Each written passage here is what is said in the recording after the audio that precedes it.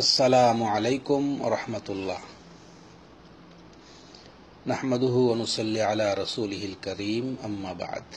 Italy থেকে মুহিবুল্লাহ ভাই জানতে চেয়েছেন বেশ কয়েকটি বিষয় ফরজ গোসল সম্পর্কে। প্রথমে বলেছেন যে শুনেছেন অনেকে বলে থাকে যে নিয়ত করা, নাকে পানি দেওয়া, গড়গড়ার সহিত কুলি করা নাকি ফরজ। তাই জানতে চেয়েছেন যে এগুলো কি সত্যিকার অর্থেই ফরজ কিনা। আরও বলেছেন যে বিসমিল্লাহ বলা, ওযু করা এবং মুখে একটি নিয়ত আপনি বলেছেন গদবাদা নিয়ত, এগুলো সঠিক কিনা। জাযাকাল্লাহু খাইরান। আপনি আরও বলেছেন যে আপনি যদি কুলি না করে, নাকে পানি না দিয়ে, ওযু না করে সমস্ত শরীর সুন্দর করে পানি দিয়ে পরিষ্কার করে নেন, সেটা যথেষ্ট হবে কিনা গোসলের জন্যে।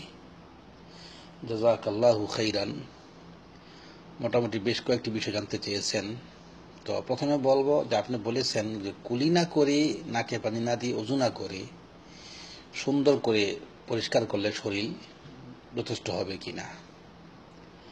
এ মর্মে সংক্ষেপে বলবো যে আমরা ইবাদত করি আল্লাহ রাব্বুল আলামিনের সন্তুষ্টির জন্য। তাই ইবাদত হতে হবে আল্লাহ রাব্বুল আলামিনের শিখানো পদ্ধতিতে। আর রাসূল সাল্লাল্লাহু আলাইহি ওয়াসাল্লাম হলেন আমাদের জন্য নমুনা, কদুয়া, আদর্শ। তাই আমাদের প্রতিটি ইবাদত করতে হবে আল্লাহর রাসূল সাল্লাল্লাহু আলাইহি ওয়াসাল্লাম আমাদেরকে যেভাবে শিক্ষা দিয়ে গেছেন। আল্লাহ পাক বলেছেন, লাকাদ কানা লাকুম ফি রাসূলিল্লাহি উসওয়াতুন হাসানাহ, যে রাসূলের মধ্যে রয়েছে তোমাদের জন্য উত্তম নমুনা, উত্তম আদর্শ। তাই রাসূল সাল্লাল্লাহু আলাইহি ওয়াসাল্লাম এই ফরজ গোসল নিজে করেছেন এবং উম্মতকে করার জন্য আদেশ করেছেন এবং এর বিধিবিধান, এর তরিকা, এর পদ্ধতি অত্যন্ত সুন্দর করে বর্ণনা করে গেছেন। তাই বলবো যে গোসল, ফরজ গোসল একটি ইবাদত। তাই এটা হতে হবে সুন্নাহ তরিকায়, তবেই সুন্দর বলে বিবেচিত হবে।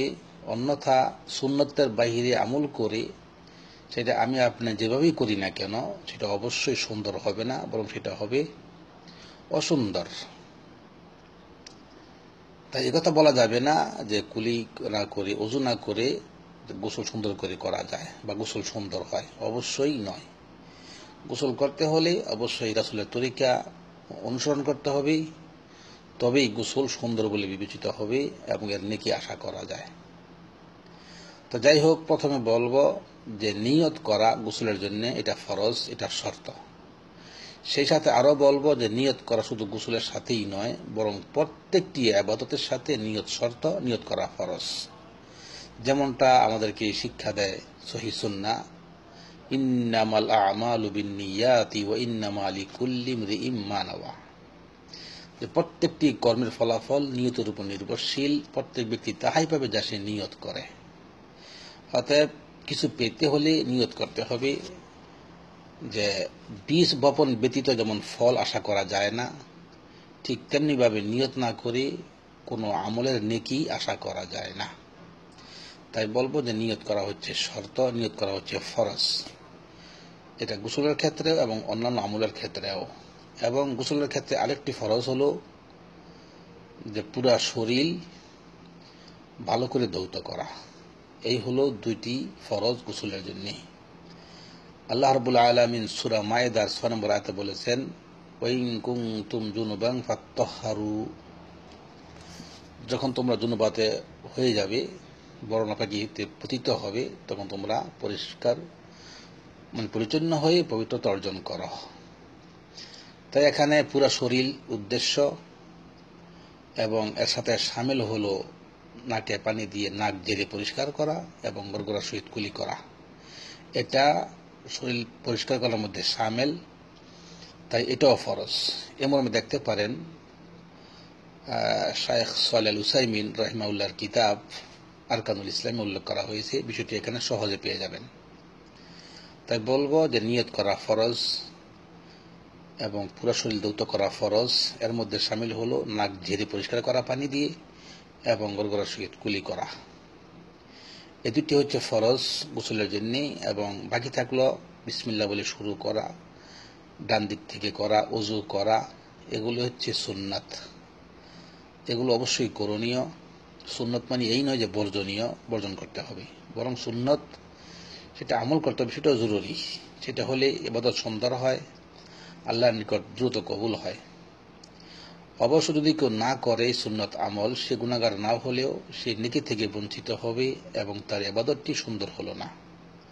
তাই বলবো যে রাসূল সাল্লাল্লাহু আলাইহি সাল্লাম যেভাবে গোসল করেছেন ওইভাবে করলেই সুন্নত হবে, ইবাদত বলে গণ্য হবে এবং নেকি পাওয়া যাবে ইনশাআল্লাহ।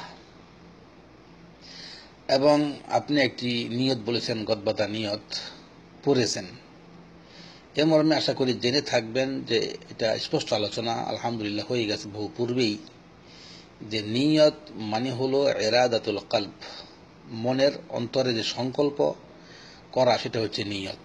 নিয়ত করতে হয়, নিয়ত পড়তে হয় না।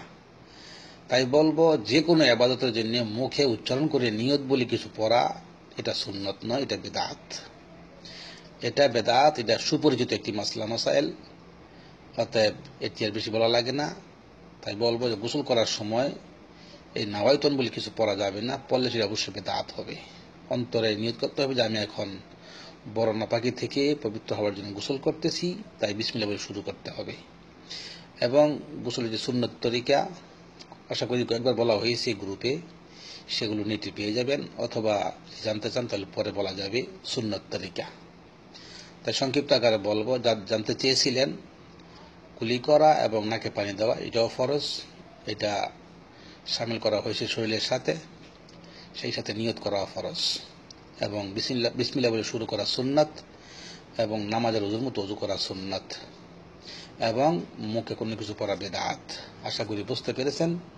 আল্লাহ রাব্বুল আলামিন আমাদেরকে যাবতীয় ইবাদত সুন্নাহ মোতাবেক করার তৌফিক দান করুন। আল্লাহুম্মা আমিন।